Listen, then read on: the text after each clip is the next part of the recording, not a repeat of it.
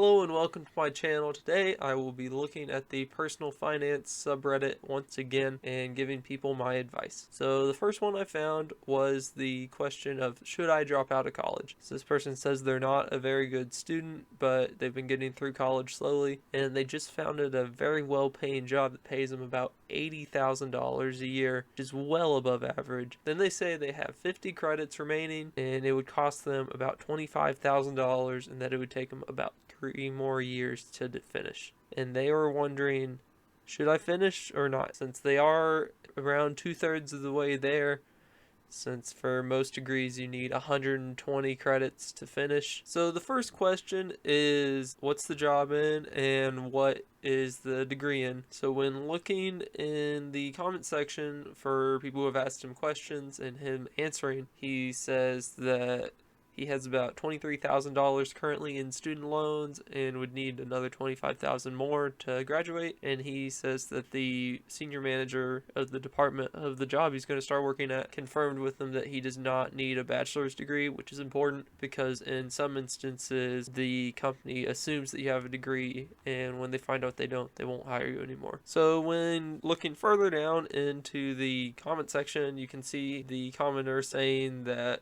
they are studying marketing, and that their job is in project management, and that they work in the tech industry. So now that we know all of this, let's get to the question of should he finish college or not. And it is a tough question because he's not that far away, but it would cost money and it would take a lot of time, and he already has a good job. So some pros and cons of each side are: the pros of getting the degree is that when you have a college degree, it will help you get promotions, it will help you get jobs at other companies, and it can prevent you from getting fired if they're looking for someone to fire. And the downsides of getting the college degree are that it costs $25,000, it's not fun, and it would take a lot of his free time, practically all of his free time, since he will have to be working full time. So he really has to decide for himself which is better. If it were me, I think I would get the degree because I'd be worried about getting my next job after the $80,000 a year job in case they fire him or the company goes under, and he needs to be able to find a new job to maintain his lifestyle that he'll have created based off this new income. So next I found this post of this 8-year-old girl who has been getting $100 every 2 weeks from her grandmother, and it's been going straight into a savings account. And the only requirement from the grandmother is that it has to be saved, and it looks like they are allowed to invest it if they want. And the parent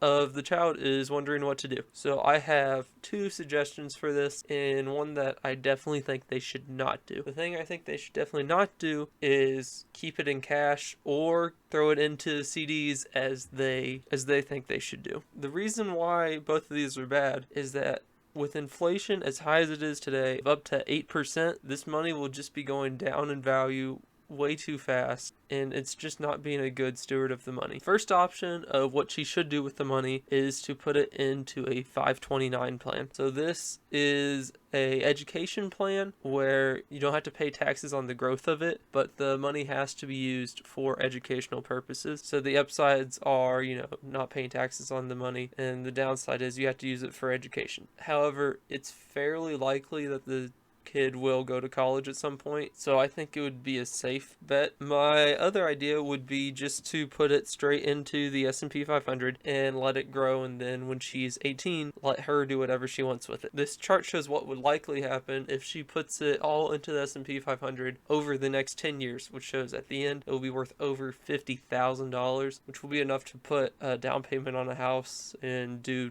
start off her investing for retirement and just really get her set. If you do either the 529 or the S&P 500 ETF route, in which she does not have to use it for school but does have to pay taxes, I think either of those are great ideas, but the CD or the savings account ideas I think are very bad. I think they're too conservative and they will end up not going to the full potential. If she just leaves it in a savings account, shows that it will be worth around $35,000 by combining the starting amount of $7,200 plus the total contributions over the next 10 years, and she will have missed out on the almost $19,000 of gained interest earned. One thing she will have to note if she puts it into the S&P 500 on an ETF and not in a 529 is she will have to pay taxes on the gain when she takes it out. For my last person, I went over to the poverty finance subreddit once again. So I found this person who is a 20-year-old college student with about $6,000 in the bank.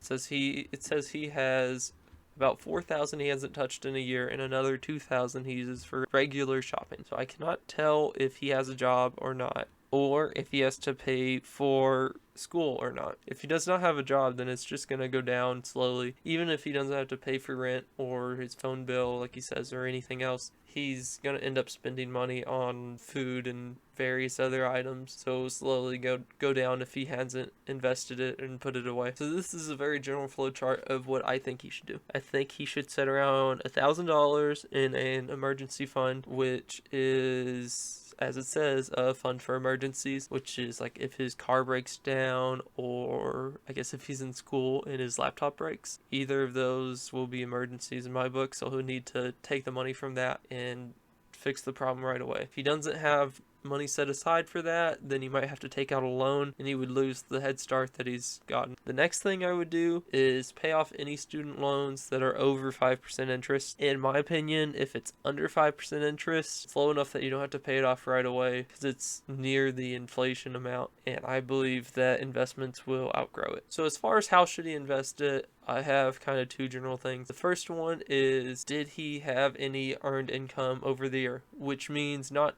did he make any money, but it means did he pay any taxes on any money? So if the answer is yes, I would put all of the money left over into a Roth IRA, which is a retirement account that you don't have to pay taxes on the growth because you've already paid taxes on the money you put in. There is a limit to how much money you can put into your Roth IRA in a year, and it is $6,000. So if he earns a lot of money, he'd have to cap it at $6,000. And the money after $6,000 into the Roth IRA, he can just put into the S&P 500 ETF that I think he should get. If he does not have any earned income, then I think he should put all of the money left over into a S&P 500 ETF. So this is a stock that owns a very, very small portion of the top 500 companies. So if you put money into the S&P 500 ETF, then you're essentially just betting that the stock market will go up overall. And this has happened very consistently as long as you don't need it for the next year. Now, one contingency is if he needs this money in the next year, I don't think he should invest it because there's a good chance it goes down in the short term. You should only invest it if you don't need it for the next 2 or 3 years, because as we can see in today's market, the market can easily go down 10 to 20%. However, it will reliably go up if you just wait. If he does invest into the S&P 500 ETF, he needs to not take the money out, even if it looks like the stock market's doing badly. There's this saying that I like that I don't know where it's from, but I like it a lot. And it is, the only person who gets hurt on a roller coaster is the person who jumps off. And this relates to the stock market because, like, you know, it's going up and down and up and down. And if you sell when you're going down really fast, you're going to miss out on the going up really fast and you're going to get hurt. If you just stay on it, then you're going to be fine. Also, this person says how much money should a 20-year-old have saved up. I really don't think there's an amount. I think if you have positive money at all, you're really ahead of the game. A lot of the people I know have tens and tens of thousands of dollars in debt. So if you have positive money, I think that's a success. So anyway, thanks for watching my video. If you have any advice you would like me to give, please let me know. And thanks for watching the video.